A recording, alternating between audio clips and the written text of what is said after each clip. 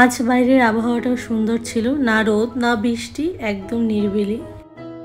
আজ দুপুরে রান্না করেছিলাম পোমা মাছ। তোমাদের ওদিকে পোমা মাছকে কি নামে বলে? অনেকেই দেখছি একে পোয়া মাছও বলে থাকে। একটা একটা করে মাছ ভেজেছিলাম, কারণ গায়ে তেল ছেটে আমি আজকের মাছটা ভুনা করব। সাথে করেছিলাম পটল আলুর তরকারি এবং আলু ভাজি।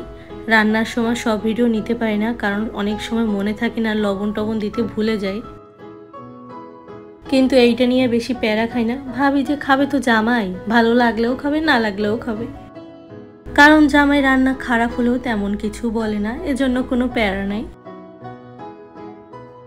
আমার কাছে স্কুল লাইফের একটা মজার খাবার হলো আলু ভাজি আর ডিম ভাজা। ডিম ভাজাটা নেই, কিন্তু আলু ভাজাটা করেছিলাম আজকের অনেক দিন পরে। আমার কাছে তো খেতে খুবই ভালো লাগে। স্কুল লাইফে মা প্রায় আলু ভাজি, ডিম ভাজি, রুটি, নুডলস, খিচুড়ি এগুলো প্রায় দিত, আর তখন এগুলো খেতেও দারুণ লাগতো।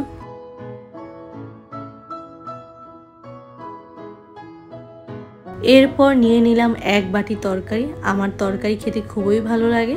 এই যে তরকারিতে একটু লেবু চেপে নিলাম।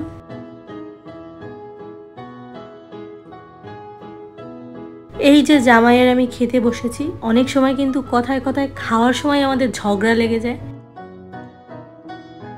জামাইয়ের সাথে যদি দুষ্টু মিষ্টি ঝগড়া না লাগে, তাহলে তো সংসার করার মজাই থাকে না। আবার কেউ ভাববেন না যে বড় ঝগড়া, না, মজার ঝগড়া এগুলো।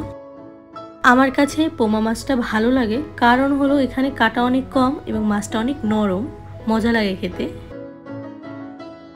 এ মাছে কাটা কম থাকলে তারপরও আমি খুব সাবধানে খাই, দু একটা কাটা বেছে বেছে খাই।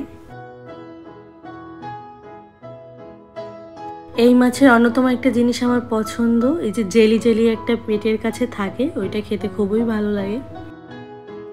ছোটবেলা থেকেই মাছ খাওয়ার সময় আমি সবসময় বোনের পাশে বসতাম, কারণ ও এই যে ডিম, মাছের মাথা এগুলো কিছুই খেত না, একটু মাছ খুঁটে খুঁটে খেত, আর পাশে বসে আমি ওর মাছগুলো খেয়ে নিতাম।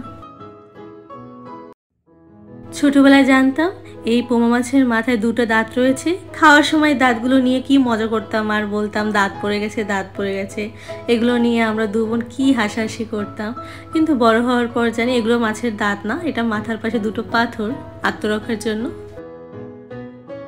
যত যাই হোক, তারপরও আমার কাছে শৈশব অনেক বেশি সুন্দর, যা চাইলেও কোনোদিন ফেরত পাবো না, আর ফিরেও যাওয়া সম্ভব হবে না। এই যে তোমাদের সাথে গল্প করতে করতে আমার খাওয়া শেষ। সবাই ভালো থাকবে, টাটা।